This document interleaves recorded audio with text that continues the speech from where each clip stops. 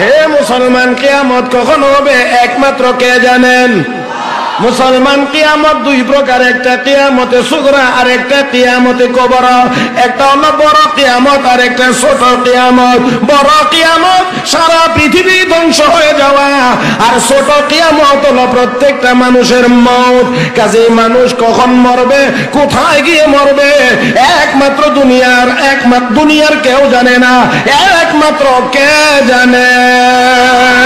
আরে মুসলমান, তাহলে আমরা বলতে পারি আমাদের জান, আমাদের ইজ্জত, আমাদের সম্মান কার হাতে? হে মুসলমান, আজকে আমরা মনে করি আমেরিকার হাতে, কেউ মনে করি রাশিয়ার হাতে, কেউ মনে করি চায়নার হাতে, কেউ মনে করি অন্য কারো হাতে। না না, তাদের কারো হাতে আমাদের ইজ্জত সম্মান না। ইজ্জত সম্মান যদি তাদের হাতে হইতো, আমেরিকার প্রেসিডেন্ট কেমনে জুতার বাড়ি খায়?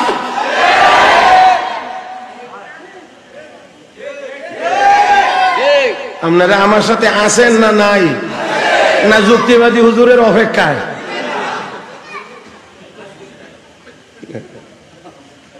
মুহতারাম হাজিরিন,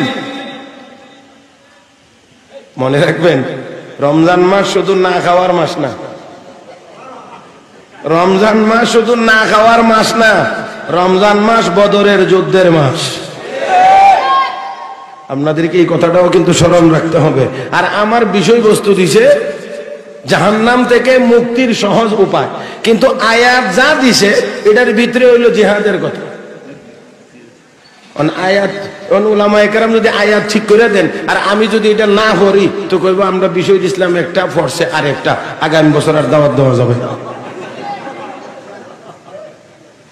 কথা বলেন নাই? মুহতারাম হাজিরিন, কোরআনের আয়াতের ভিতরে যদি জিহাদের কথা থাকে, তাহলে আমরা মুসলমান হিসেবে বলতে শুনতে কোনো আপত্তি আছে কিনা? আগে হ্যাঁ হ্যাঁ হ্যাঁ, কোনো আপত্তি আছে? মাশাআল্লাহ। কোরআনের ভিতরে যদি থাকে, যাই থাকো, কোরআনের ভিতরে যদি থাকে, বললে আপনাদের কারো অসুবিধা নেই। যদি কারো অসুবিধা হয় তো আর মুসলমান নেই। কোরআনের ভিতরে যদি থাকে তাহলে বলতে কোনো অসুবিধা নাই মুসলমানের জন্য। আর যদি কোরআনের কথা বললে কারো অসুবিধা হয়, তাহলে এটার মুসলমানই থাকে না। লেবেল লাগাইলে কাজ হবে না, লেবেল লাগাইলে কাজ হবে না। মাথায় টুপি থাকলেই সব সময় মুসলমান হয় না। আমার বন্ধুরা, দাড়ি থাকলেই মুসলমান হয় না। যদি তাই হয়, দাড়ি থাকলেই মুসলমান, তাহলে তো ইন্ডিয়ান নরেন্দ্র মোদীও মুসলমান। এর আগের প্রধানমন্ত্রী যেটা ছিল মনমোহন সিং, এটা তো ফাগরিও ছিল, শুধু দাঁড়িয়ে ছিল না, ফাগরিও ছিল। এরপরেও কয় না মুসলমান, মুসলমান। তাহলে মুসলমান না।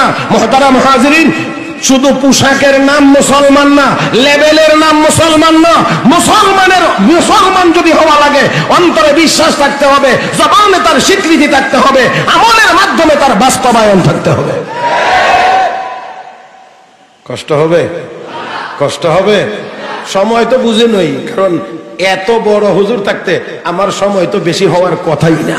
আর আমিও চাই না যে সময় আমার বেশি হোক। আমি চাই আমাদের সকলের মুরব্বী, আজকের সম্মানিত প্রধান অতিথি, ওনার সময়টা যেন একটু বেশি হয়। হ্যাঁ, উনি মুরব্বী মানুষ হিসেবে ওনার একটা মর্জিরও বিষয় আছে, কারণ উনি আমাদের মুরব্বী। ওনার উপরে কোনো কিছু আবার চাপায়া দেওয়াটাও ঠিক হবে না। কথা ঠিক না? হ্যাঁ, এই জন্যে ওনার চেয়ে আমরা, ওনার ছেলে বয়সী, ছাত্র বয়সী, এই হিসাবে আমরাই একটু বাড়তি কামটা আমরা এসে গেলে। আর হুজুর এসে ইনশাআল্লাহ সুন্দর মজমায় যেন উনার মর্জি মোতাবেক উনি যেন কিছু কথা বলতে পারেন। আল্লাহ হুজুরের হায়াতে বরকত দান করুক, আপনাদেরকেও যেন ওনার গুরুত্বপূর্ণ নসিহত শুনে আখিরি মোনাজাত করে যাওয়ার তৌফিক দান করেন। সবাই বলি আমিন। মুহতারাম হাজিরিন, তো বলতে চাইছিলাম যেই কথা, তা হলো এই, আমরা কেউ জাহান্নামে যাইতে, বলেন কোথায় যাইতে চাই? আস্তে না জোরে? কার আগে কে? ইমাম সাহেব হুজুরের হিসেব ফেলাই দিয়ে আমি আগে কথা জি না কোন কেন? আল্লাহ কয় প্রতিযোগিতা লাগো। প্রতিযোগিতার অর্থ হইল আমি আগে যাবো আর সব আমার ঘরে। ও মানা কি প্রতিযোগিতায় কেউ গিয়ে কয় না উনি আমার আগে যাক, এটার নাম প্রতিযোগিতা হয় না। প্রতিযোগিতার অর্থ হলো আমি যাব আগে। আরে ভাই, আগে সাহাবায়ে কেরামের মধ্যে এই প্রতিযোগিতা ছিল, কে কার আগে যাবে, কে কার থেকে বেশি সওয়াব কামাই করবে। আর প্রতিযোগিতা হয়তো কার নেক বেশি, আর আমাদের প্রতিযোগিতা হয় কার ক্ষেত বেশি। ক্ষেত বুঝেননি? ক্ষেত মানে সম্পদ, টাকা পয়সা, ধন দৌলত। এখন দেখবেন খালি বড় গলা পাঁচতলা মার্সিডিজ, অমুক তমুক। কিন্তু যদি জিজ্ঞেস করা হয় নামাজ, কথা বলেন, নামাজ পাঁচতলা। তাহলে তোমার এমন পাঁচতলাওয়ালাদের সকলের মুরব্বীর নাম কারুন। 10 তলা, 20 তলা, 100 তলা সকল তালাওয়ালাদের মুরব্বীর নাম কারুন। আমার আল্লাহ কফা খাসাফনা বিহি ওয়া বিদারিহিল আরদ। আল্লাহ কয় কারুনকে তার সমস্ত সম্পদ সহ আমি মাটির নিচে ধসায়া দিয়েছি। হে বন্ধুরা, কাজে এইগুলো নিয়ে গর্ব করার মতো কোনো বিষয় না, কারণ এখন আছে, একটু পরে নাও থাকতে পারে। মুহতারাম হাজিরিন, তাহলে আসুন আমরা জান্নাতে যাইব প্রতিযোগিতামূলক, কে কার আগে যাইতে পারি। নিয়ত আছে তো ইনশাআল্লাহ আজকে? এবার এবার এবার এবার এবার জান্নাত কোন দিকে? দৌড় যে দিবেন, প্রতিযোগিতা যে দিবেন, যাবেন, জান্নাত কোন দিকে, এই দিকটা তো আমাকে ঠিক করতে হবে যে জান্নাত কোন দিকে। আমার বন্ধুরা, জান্নাতে যদি যাইতে হয় তাহলে দৌড় লাগাও মসজিদের দিকে। কোন দিকে? আরো জোরে কান। জান্নাতে যদি যাইতে হয় দৌড় দাও মাদ্রাসার দিকে। জান্নাতের দিকে যদি প্রতিযোগিতা লাগাইতে চাও তাহলে দৌড় দাও ওয়াজ তাফসীর মাহফিলের দিকে। জান্নাতের দিকে যদি দৌড়াইতে হয় দৌড় দাও হাক্কানি উলামায়ে কেরামের দিকে।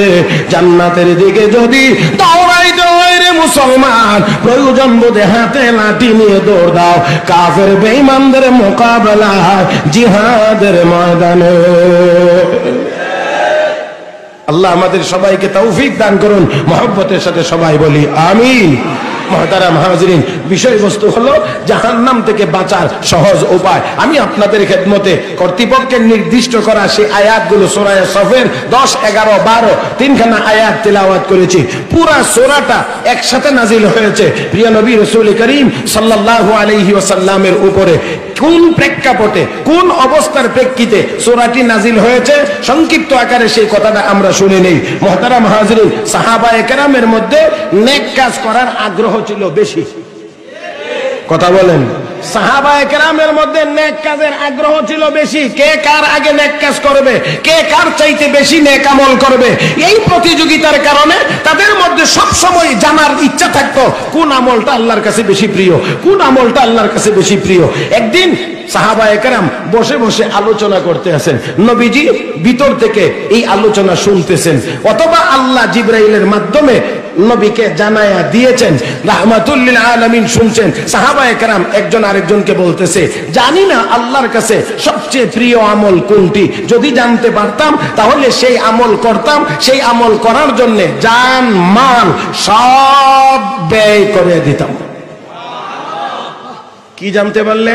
কোন আমলটা আল্লাহর কাছে সবচেয়ে বেশি প্রিয়, সবচেয়ে বেশি প্রিয়, এটা জানতে পারলে। এখন সাহাবায়ে কেরাম পরামর্শ করছেন যে নবীকে কি এই কথাটা জিজ্ঞাসা করা হোক যে আল্লাহর কাছে সবচেয়ে প্রিয় আমল কোনটি, এটা জানতে পারলে আমাদেরকে জানায়া দিলে ওই আমলের জন্য আমরা জান মাল সব আল্লাহর জন্য কোরবানি দিয়ে দেব।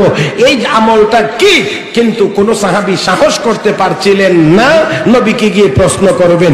ইতিমধ্যে স্বয়ং আল্লাহর হাবিব রাহমাতুল লিল আলামিন নিজেই তাদের সামনে এসে বললেন, সাহাবীরা এতক্ষণ তোমরা যা যা বলছো, নবী সাহাবীদেরকে ডেকে আনছেন বলে বর্ণনায় রয়েছে, সবাইকে ডেকে আনছেন। আনার পরে আল্লাহর হাবিব বললেন, সাহাবীরা তোমরা এতক্ষণ পর্যন্ত যা যা আলোচনা করেছো সব আলোচনা আমি জানতে পেরেছি অথবা নিজের কানে শুনতে পেরেছি। তোমাদের এই আলোচনার প্রেক্ষিতে আল্লাহ রাব্বুল আলামিন এই মুহূর্তে আমার উপরে পরিপূর্ণ একটি সূরা, সূরা সাফ নাজিল করেছেন। আল্লাহ রাব্বুল আলামিন এই সূরা নাজিল করেছেন। পুরা সূরা আমার বিষয়বস্তু না, এই জন্য আমি আগে পিছে বাদ দিয়া যেখান থেকে আমার বিষয় সেখান থেকে আপনাদের খেদমতে কিছু কথা বলার চেষ্টা করছি। আল্লাহ রাব্বুল আলামিন বলেন, ইয়া আইয়ুহাল্লাযীনা আমানু হাল আদুল্লুকুম আলা তিজারাতিন তুনজিকুম মিন আযাবিন আলীম।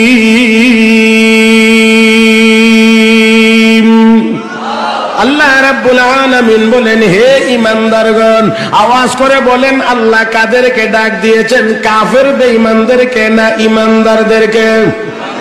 তাহলে আমি আরেকটু ঘুরাইয়া বলি, আল্লাহ আমাদেরকে ডাক দিয়েছেন। আমার আল্লাহ আমাদেরকে ডাক দিয়েছেন, ইয়া আইয়ুহাল্লাযীনা আমানু, হে দুনিয়ার ঈমানদারেরা, আল আদুল্লুকুম আলা তিজারা, আমি আল্লাহ তোমাদেরকে এমন একটা ব্যবসার কথা কি বলে দেব না? এর অর্থ হলো আমি আল্লাহ তোমাদেরকে এমন একটি ব্যবসার কথা বলে দিচ্ছি, যেই ব্যবসাটা যদি তোমরা করতে পারো, তুজিকুম মিন আযাবিন আলীম, জাহান্নামের ভয়াবহ যন্ত্রণাদায়ক সাজা থেকে তোমরা বাঁচতে পারবে। এই ব্যবসা তোমাদেরকে জাহান্নাম থেকে বাঁচাবে। ও মুসলমান, আমার দিকে তাকান, খেয়াল করে আমার সাথে আদান প্রদানে থাকবেন, জবাব দিবেন। ওই ব্যবসা জাহান্নামের আগুন থেকে বাঁচাবে। আমি বিনয়ের সাথে জানতে চাই, জাহান্নাম থেকে আমরাও বাঁচতে চাইনি না চাই না? আরে মুসলমান, জাহান্নাম বড় কঠিন জায়গার নাম। আর আসতে, জাহান্নাম বড় কঠিন জায়গার নাম। আমার বন্ধুরা, জাহান্নামের আযাবের বিবরণ দিয়ে আল্লাহ রাব্বুল আলামিন কোরআনে যত আয়াত নাজিল করেছেন, বন্ধুরা সব আয়াতের তেলাওয়াত সম্ভব না, তরজমা তাফসীর তো অনেক পরের কথা।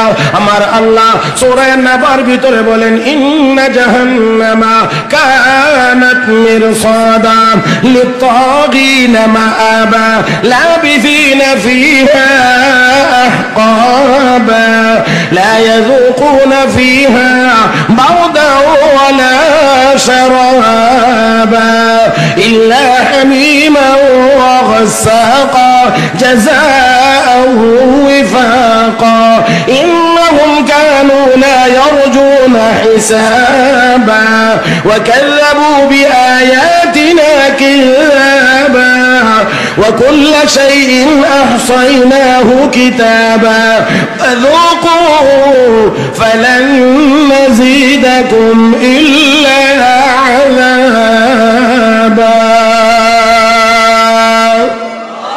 আরেকটু জোরে কোন আল্লাহু আকবার। আল্লাহ রাব্বুল আলামিন বলেন, ইন্না জাহান্নামা কানাত মিরসাদা, নিশ্চয় জাহান্নাম একটি ঘাঁটি। সহজে বোঝার জন্য বলছি, আল্লাহ বলেন এটা একটা ঘাঁটি, লিত-তাগীনা মাআবা, যারা সীমা লঙ্ঘন করবে এটা হবে তাদের ঠিকানা। ওই ঘাঁটিতে তারা যাবে যারা আল্লাহর হুকুম অমান্য করে, সীমা লঙ্ঘন করে। ও বন্ধুরা, আমার আল্লাহ বলেন, লাবিসিনা ফিহা আহকাবা, ওই জাহান্নামে তারা দীর্ঘকাল পর্যন্ত অবস্থান করবে, ওই আগুনে পুড়তে থাকবে। আমার বন্ধুরা, দুনিয়ার জীবনে একটা মোমবাতির আগুনকে আমাদের সহ্য হয়নি। 10টা সেকেন্ডের জন্য মোমের আগুনে আঙ্গুল দিয়ে কেউ রাখতে পারি না। ও বন্ধুরা, তাহলে ওই জাহান্নামে দীর্ঘকাল থাকা লাগবে। আল্লাহ বলেন, লাবিসিনা ফিহা আহকাবা, দীর্ঘকাল সেখানে সেই জাহান্নামের আগুনে থাকবে। হে মুসলমান, শুধুমাত্র চামড়ার কান দিয়ে শুনবো, আরেক কান দিয়ে বের করে দেব, এমনটা না। একটু অনুভূতি জাগাইতে হবে, হৃদয় দিয়ে বোঝার চেষ্টা করতে হবে জাহান্নাম কেমন জায়গার নাম। হে বন্ধুরা, আল্লাহ রাব্বুল আলামিন বলেন, এখানে থাকতে হবে দীর্ঘকাল, যারা যাবে দীর্ঘদিন থাকবে। আমার বন্ধুরা, দীর্ঘদিন থাকতে গিয়ে আমার আল্লাহ বলেন, লা ইয়াযুকুনা ফিহা বারদা ওয়ালা শারাবা, ওই জাহান্নামের ভিতরে একটু ঠান্ডা পানি পাওয়া যাবে না, একটু শরবত পাওয়া যাবে না। হে বন্ধুরা, একটু কয়েক ঘন্টা সময় আমরা রোজা রাখি, 13-14 ঘন্টা সময়, আর এতটুকু সময় পানি পান না করার কারণে আসরের নামাজের পরে ভিতরের অবস্থাটা কেমন হয়? ঘড়ির কাঁটার দিকে তাকায় আর অপেক্ষা করি ইফতারের সময়টা কখন হবে, শরবত পান করব, পানি পান করব। আর ওই জাহান্নামের ভিতরে তারা থাকবে, দীর্ঘকাল থাকবে। আমার আল্লাহ বলেন, কোনো ঠান্ডা পানি তাদেরকে দেওয়া হবে না, তারা পাবেও না।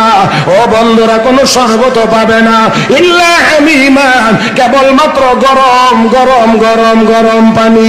এই গরম পানিটা কতটুকু গরম? এটা আমাদের চায়ের পানির মতো গরম, নাকি এর চেয়ে আর একটু বেশি গরম, নাকি এর চেয়ে একটু কম গরম? আমার বন্ধুরা, আল্লাহ রাব্বুল আলামিন সূরা গাশিয়ার মধ্যে বলেন হাল আতাকা হাদিসুল গাশিয়া ওজুহু ইয়াওমাইযিন খাশিয়া আমিলাতুন নাসিবা তাসলা নারান হামিয়া তুসকা মিন আইনিন